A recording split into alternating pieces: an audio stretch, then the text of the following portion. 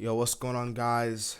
This is the Kid DC Wrestling back at it again with another video here to bring you all your April 4th, 2022 edition of Monday Night Raw. This is the Raw after the most stupendous two-night event in WrestleMania history, being WrestleMania 38. Yeah, overall, I'm seeing a lot of people saying this was a horrible episode of Monday Night Raw. Me personally, this was kind of mad, to be honest with you. Not really a big special Raw after Mania, but not like, in my opinion, not like a horrible Mania post Raw, if that makes any sense. But we did kick things off, man, with the American Nightmare, the son of a plumber, Cody Rhodes, coming out to the ring. Talks about that it's been 47 days since the abrupt news came out that he was a free agent. And he said that many people think that his decision coming back to WWE was hard, but in fact it wasn't. And one of the main reasons that he brings up in this promo was, of course, his pops, the late great Dusty Rhodes. Talks about how his, dad holding the title, like Hall of Famers like Hulk Hogan, Undertaker, Shawn Michaels, Triple H, etc. But, in reality, he didn't really win the big one. So that's basically what Cody's here to do. Even though he can't put the title in his father's, physical form, he still wants to show, he wants to prove it to the world that he can do it.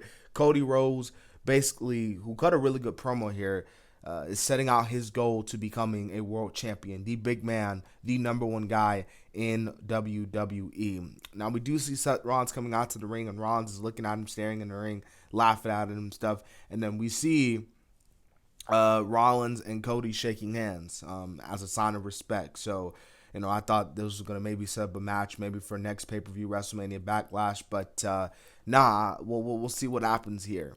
So we get a championship contenders match, tag team match play. We had the women's tag team champion Sasha Banks and Naomi taking on Liv Morgan and Rhea Ripley. This is a solid opener to Monday Night Raw, but we do see after the match, though, because Naomi and Sasha get the win, Rhea kind of walks out on Liv there, but this whole championship contenders match proves to be pointless because we see after the match, well, later on in the night, actually, that, Rhea was able to talk with, Sonya and them and get a, women's title match. So this whole championship contenders match was pointless. But you could already tell they're setting the seeds up for this Rhea Ripley heel turn. There's rumors saying she's going to join Edge's new stable. All right, so Kevin Owens comes out, and one of the funniest moments of the night, Kevin Owens comes out, talks about, how we're making up excuses about what happened with Stone Cold.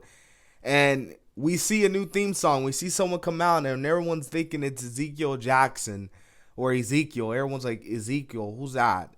And at first, even I was like, well, all right, who is this guy? Is this a new call-up? Is this an NXT call-up? Like, who is this guy? It's freaking Elias. It's Elias's younger brother, Ezekiel. And I know a lot of people are tripping about this. Me personally, I find this hilarious. But hey, man, Elias, I can't call him Elias. Elias's younger brother, Ezekiel, he looks pretty ripped, man. Hopefully he does some good stuff on Raw. Poor Elias, he had a good run. He had a good life, but unfortunately, his life came to an end, as we saw, because Elias is dead. But yeah, this is the younger brother, so I'm really curious to see what he's going to do. I won't be surprised if he pays some tribute to Elias in some way, shape, or form. Anyways, despite all that, man, we get Dominic Mysterio and The Miz. Miz wins. This was a squash match. But we do see after the match, man, the highly anticipated debut of Veer. Veer Mahan finally came to Raw. It took him some time, but he finally came to Raw, and he beats up Dominic. He beats up Rey Mysterio. This is pretty cool, man, to see Veer on Raw. Hopefully good things for him on the main roster. We do get a promo from Bianca Belair. She basically talks about how, she got her title win back. She got her redemption against Becky Lynch, and she is ready to defend that title. I really thought that they were going to, probably tease a, return here. I thought, this would have been pretty cool to bring someone like Asuka or, Bayley or heck, even Lacey Evans back. But no, Bianca just cut a pretty good promo talking about how she's all challengers. She'll be a fighting champion. So, yeah. Now, this was pretty impromptu because this was announced early in the night, which came out of nowhere. But NXT title match between Braun Breaker and Dolph Ziggler. And this, like I said, this came out of nowhere because, Braun lost it, this past Saturday night. Well, this past Saturday afternoon at Stand and Deliver, and he's getting another opportunity at the belt. But Braun beat Ziggler. Now, this is a pretty solid match. Braun got a pretty good pop when he won the match. And Braun is the new NXT champion. So I guess they were like, you know what, let's do it on Raw. Let's really show Braun Breaker out there to the people. And yeah. All right, so after that, man, we had MVP come out. MVP introduces Bobby Lashley and everything. And Bobby's talks about, I had to show Omos. I had to show that Omos can be beat. Omos comes out to the ring. He's talking about, oh, fight me again. It was a fluke. And then, shockingly, probably one of the saddest moments of the night, MVP turns on Bobby Lashley and aligns himself with Omos. Now, I do understand why they do it. Omos ain't really that strong on promos, so someone like MVP will help him. But, of course, you still can't feel, saddened by the breakup between MVP and Bobby Lashley because, let's be real, without MVP, Bobby Lashley would probably still be really not where he is right now. So, hopefully that same, what MVP did to Lashley, hopefully he can do the same thing with Omos, make him into something. But, yeah. All right.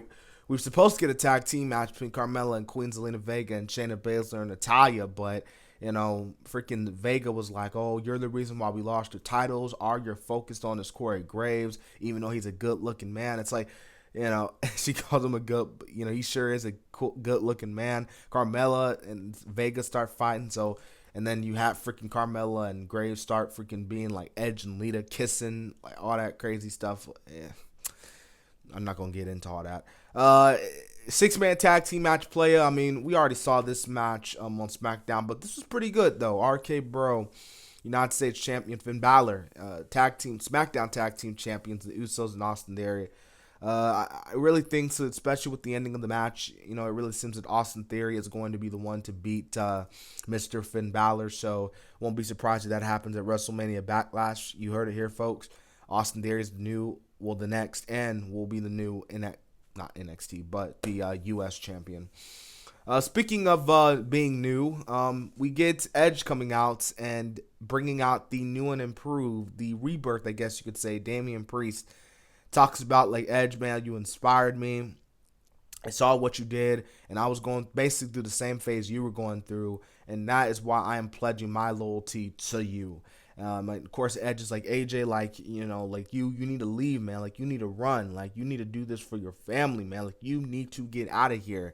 And then, of course, we see AJ coming out there and attacking Edge. And, of course, freaking Damian Priest takes him out. So, yeah, this is pretty good. And, of course, it's announced that AJ and Damian Priest will face each other next week. Should be a pretty good match. Street Profits and Alpha Academy. Now, this was a Texas, I believe, what was it? A Texas, like, tag team or something like that. I forgot how they called it, but yeah, this was actually a pretty good tag team match for what it was worth. A Texas Tornado match. There we go. But yeah, Street Profits get the win there, so that was pretty cool to see. And yeah, that's pretty cool. Pretty good tag team match. But the main segment of the night, we see Roman Reigns coming out, and I automatically know, okay, something's like, I don't really expect anything big to happen, considering that there was so much little time into the show. Roman just talks about how he beat Brock Lesnar and all that stuff, and then he says that he's going to reveal his new plan on SmackDown, so we got to wait till Friday to get his announcement. So, like, But we'll see what happens on Friday night. I don't know what it's going to be, but we'll see. Overall, I thought this Monday Night Raw, like I said, it was a mess show. It wasn't a bad show. But wasn't like a great post Raw after Mania. I think there have been far worse Raw after Manias. Like, I'd probably say, like, I still think like I know like last year and even 2020's Raw after Mania was way worse than tonight. So yeah. But I hope you guys enjoyed this review, man. I don't know if I'm doing an NXT review or not. I might not. It really depends on how I'm feeling. But as far as tonight goes, it's been the Kid DC Wrestling, and so yeah.